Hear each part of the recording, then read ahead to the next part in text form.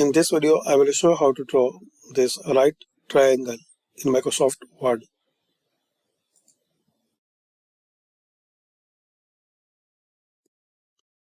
Insert, then Shape.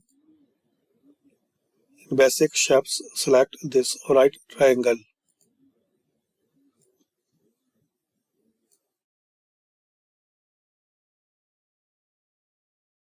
And once you double click on it,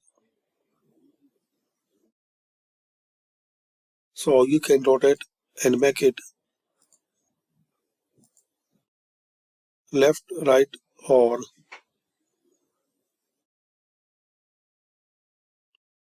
up or down triangle.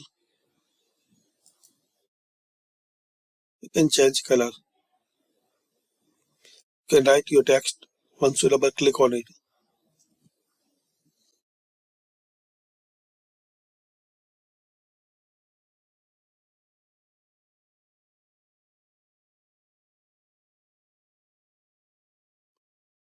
So thanks for watching.